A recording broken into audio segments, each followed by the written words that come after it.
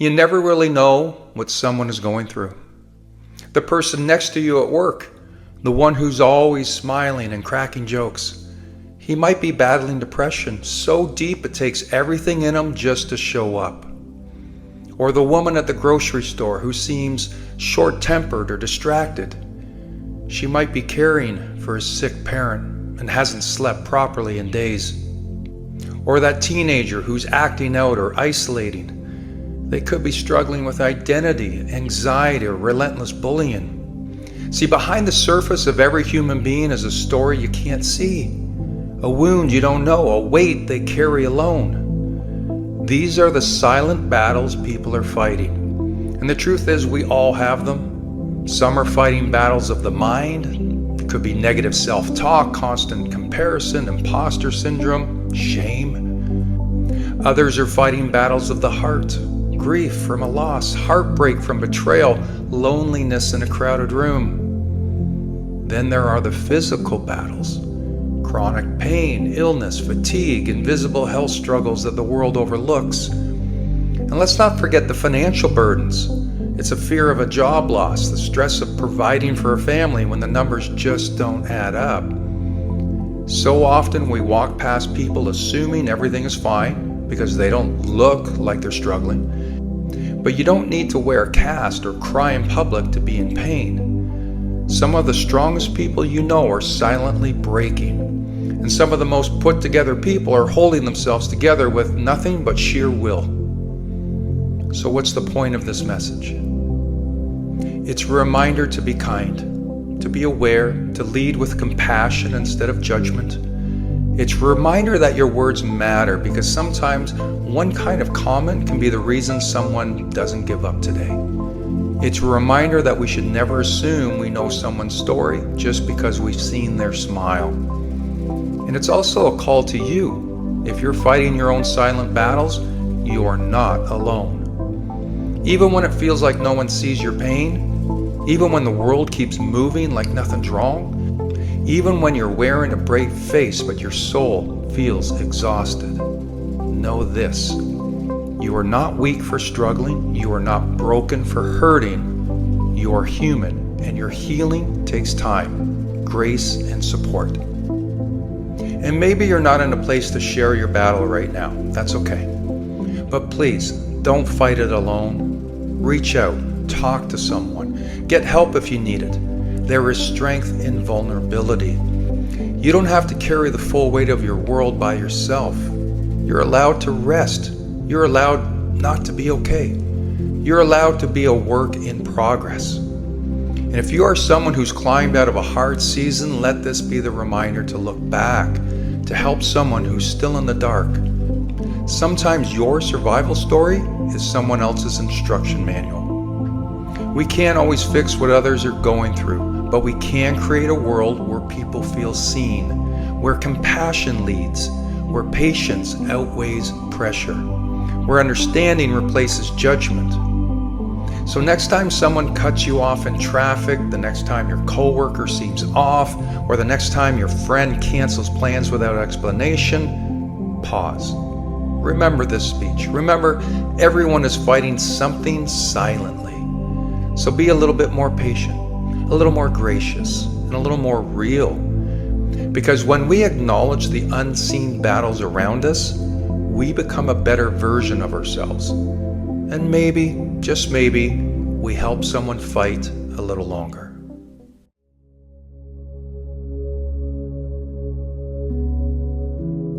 Failure is a word that we've been taught to fear, a word that makes our stomach turn and our confidence waver. But what if you didn't see failure as the end? What if you just simply saw it as a doorway? It's the beginning of something greater. Every win you've ever seen started with a moment that didn't necessarily go as planned. Now, nobody likes to fail. Nobody likes to feel like they gave it their all only to come up short. But you can't grow if you don't stumble. See, failing is feedback. It's data. It's life's way of showing you where to aim better next time. The key is to stop seeing failure as personal and start seeing it as productive.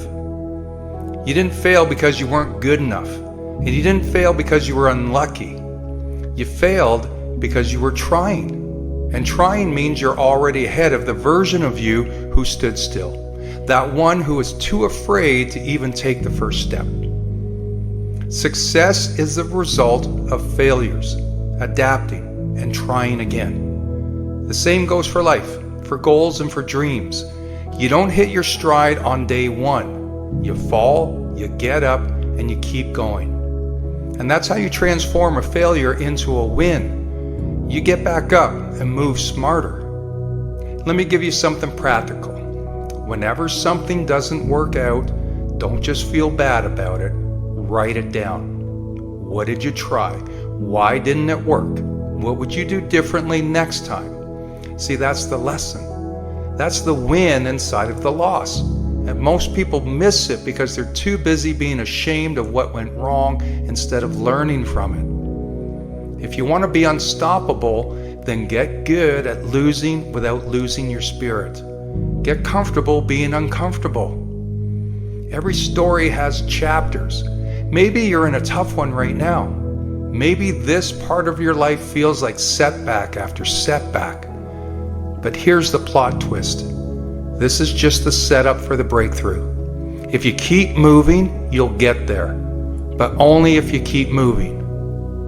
The strongest people you know have failed more than you can imagine. The only difference was they didn't attach failure with being done. They made it mean they were just getting started.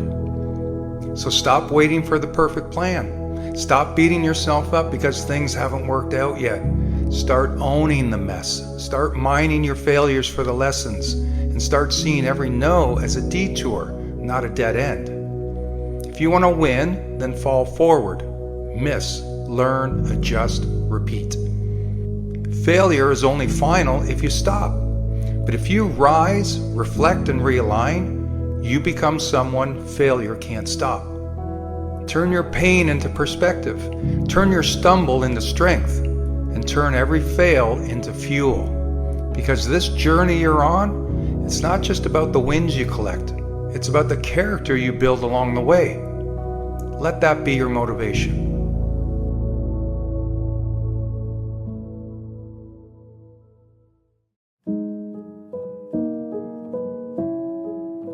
When you're healing, recovery is not a straight line. It doesn't follow a schedule, and it definitely doesn't move at the speed we want it to. You see, healing moves in waves. One day you feel like you're finally turned the corner. You're smiling again, laughing again, maybe even feeling hopeful about the future. And then suddenly, out of nowhere, a wave crashes over you. An old memory resurfaces, a trigger shows up. A wave of sadness hits, and you find yourself wondering if you've made any progress at all. But you're not back at the beginning, that's the illusion. Just because you feel the pain again doesn't mean you haven't made progress. It means you're still healing. It means there are layers to your growth, layers that can't be rushed, skipped, or ignored. We've been taught to treat healing like a race, like something you need to hurry through, something to get over. But healing isn't something you get over. It's something you move through. Think about a physical wound, like a broken bone or a deep cut. You don't just slap a bandage on it and expect it to be better in the morning. It takes time. It takes patience, and sometimes it hurts more than it hurts less. It's the same with emotional wounds. You can't heal from heartbreak, betrayal, loss, or trauma by pretending it didn't happen. You can't force yourself to feel okay just because it's been long enough. Healing doesn't follow a calendar. What it does follow is your willingness to show up, even on the hard days, even when the tears return, even when you feel like you've taken 2 steps back. Showing up matters. Sitting with your feelings instead of pushing them away matters. Taking a breath and staying with yourself in those moments of pain, that's part of the healing. Healing isn't about pretending to be fine. It's about being real with where you are, while still believing in where you're going. Some days you'll feel strong.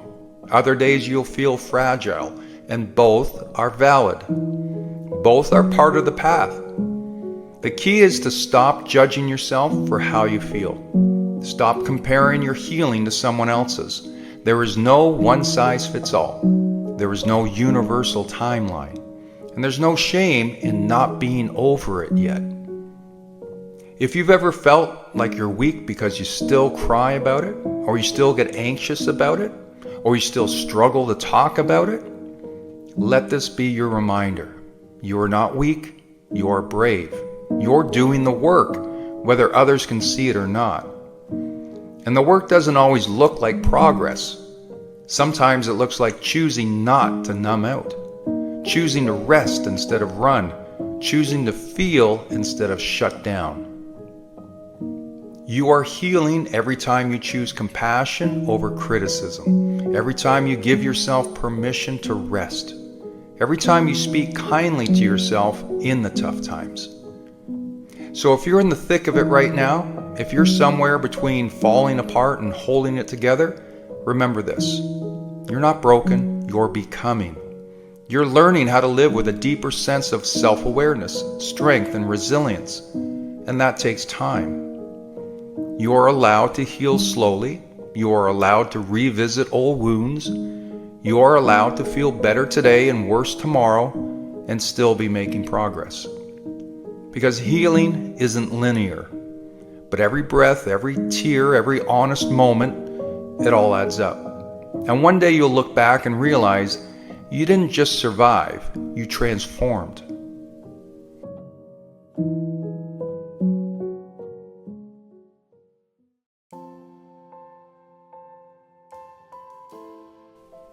Fear is like an invisible chain that keeps people stuck. It's the voice in the back of your mind that whispers, "What if it all goes wrong?" It stops you from taking chances, from chasing dreams, from stepping outside the comfortable little box you've created around yourself. But did you know that most of what we fear never actually happens? It's not reality. It's just a story we tell ourselves. A worst-case scenario that plays on a loop in our mind. And as easily as fear appears, we can let it go. See, fear is nothing more than a survival mechanism. It's the brain's instinct to keep us safe. However, this neurological wiring stops us from speaking up. It stops us from trying. It stops us from living. We fear failure. We fear judgment. We fear discomfort. But the reality is, none of those things will destroy us. The only thing that truly destroys us is never taking the leap at all. Action is the antidote to fear. The moment you step forward, fear starts to lose its power. Fear thrives in hesitation. It grows in inaction. But when you take a step, even the smallest one, you send a message to your mind, I am in control. Think about the last time fear held you back. Maybe it was the fear of rejection, so you never asked for that opportunity. Maybe it was the fear of failure, so you never started. Maybe it was the fear of looking foolish, so you stayed silent when you should have spoken up. But now look at where you are. You survived. And chances are that fear wasn't as real as it seemed. Most of our fears dissolve the moment we face them head on. Fear of taking action is normal, but fear of inaction should scare you more. Because when you don't move, when you let fear win, you stay exactly where you are. And isn't that the real nightmare? Isn't that more terrifying than taking a risk? Nothing will change until you do. Everyone has fears. The difference between the successful and the unsuccessful is the successful ones face their fears head on and move through them. They didn't wait for fear to disappear. They felt it, acknowledged it, and kept going anyway. And that's called courage. It's not the absence of fear, but acting in spite of it. So what are you really afraid of? What's holding you back? Is it real or is it just a story? And more importantly, what will happen if you don't move? If you don't try? If you don't take the next step? You already have the power to let fear go. You already have what it takes to move forward. The question is, will you use it? Because fear will always be there, but so will the choice to overcome it. Fear might come along for the ride, but it doesn't get to drive your life. You do.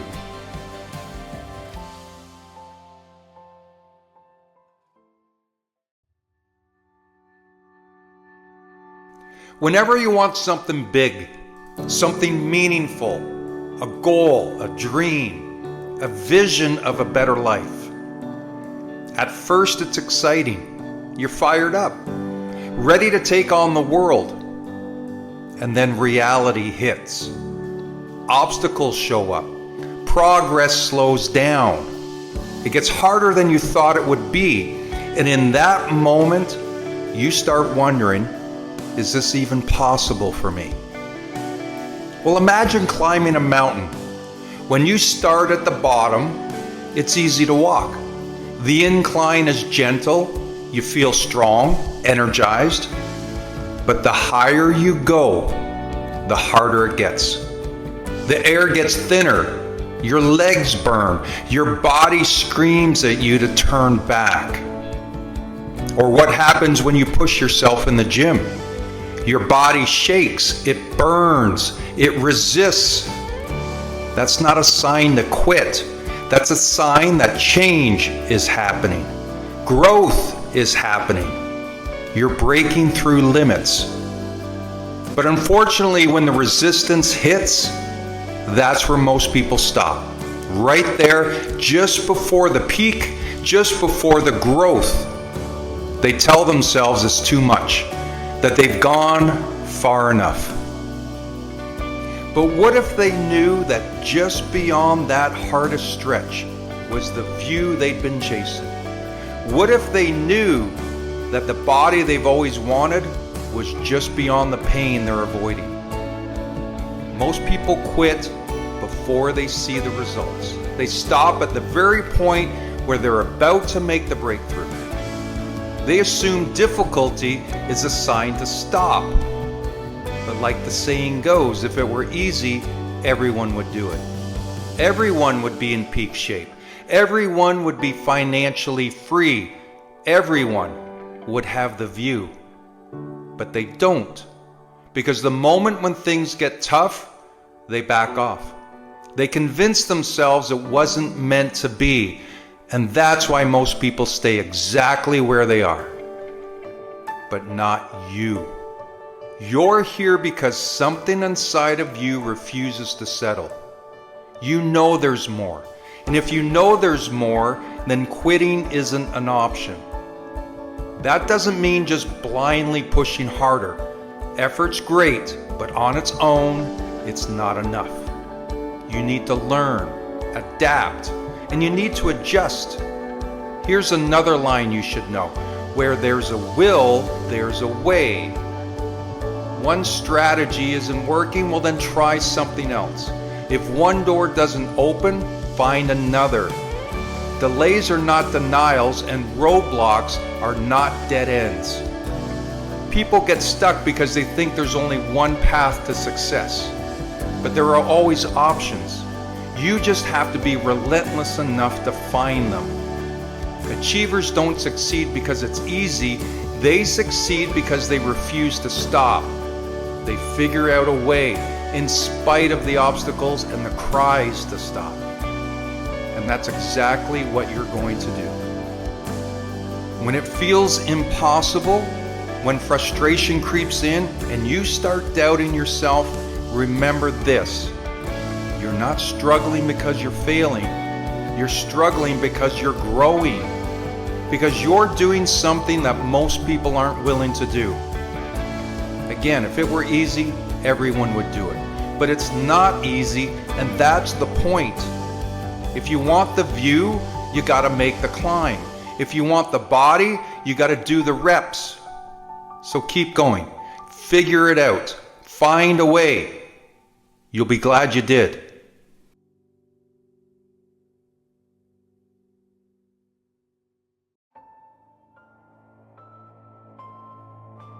You've been through the fire. You've felt the weight of the world pressing down on you. You've had moments where getting out of bed felt like it was an achievement. And maybe right now you don't see the way forward. But what you need to understand is you are not powerless. Yes, life has thrown obstacles your way. Yes, some of it wasn't fair. But waiting for the world to change in your favor, well, that's not the answer. Because you are stronger than you think. And right now, at this moment, you have the power to choose. You can let your circumstances hold you down, or you can rise up. You can keep waiting for the perfect conditions, or you can start where you are. You can keep telling yourself you're stuck, or you can take one small step forward right now. Everyone has had to overcome something. Your circumstances, although very painful, are not unique.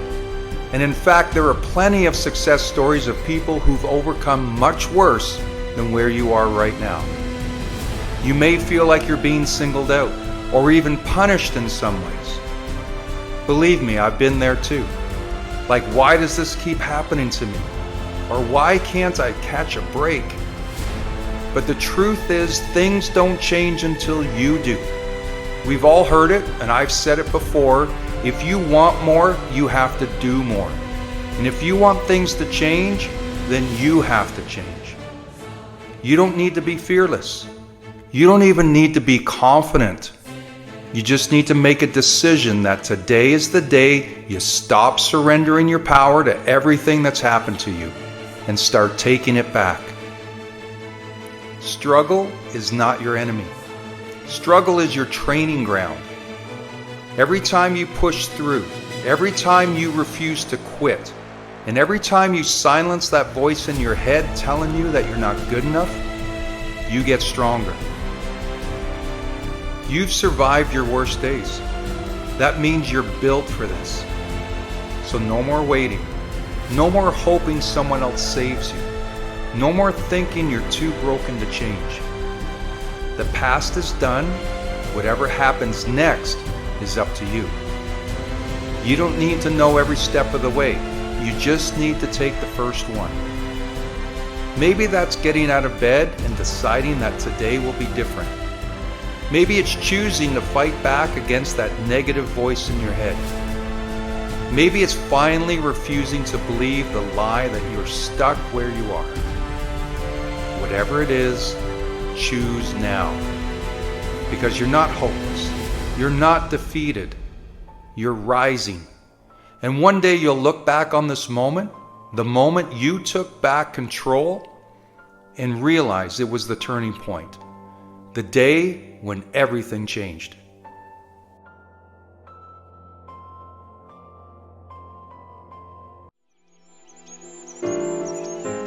Whenever I find myself overwhelmed, anxious, or just run down, one of the ways I find peace is to wander through nature.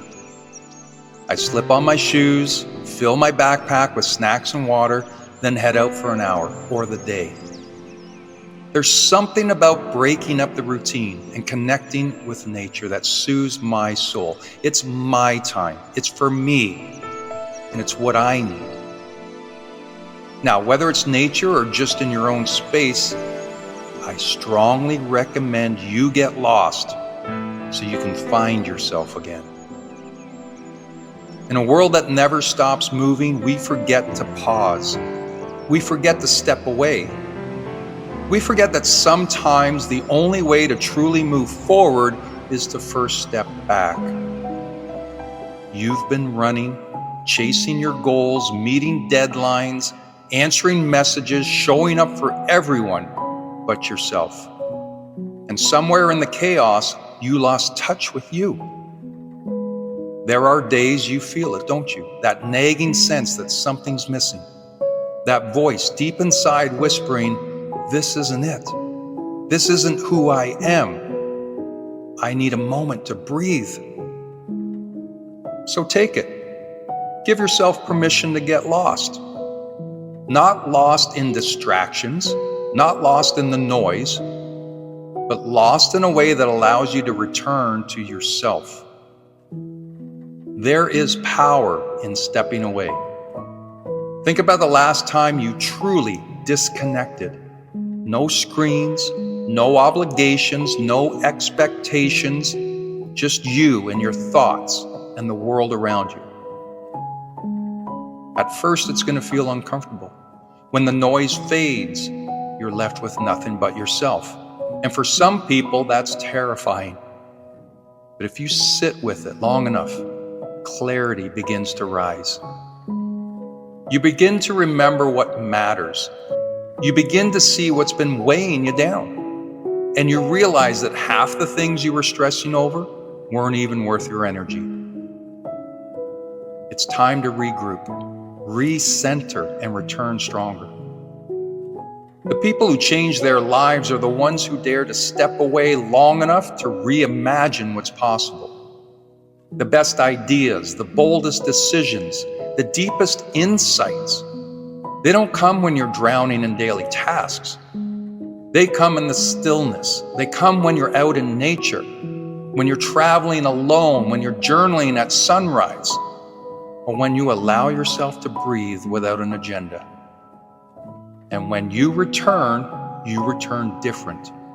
You return clearer. You return ready. Sometimes the only way to find your path is to lose sight of everything else for a little while. Your reset is waiting. You don't need permission. You don't need an excuse.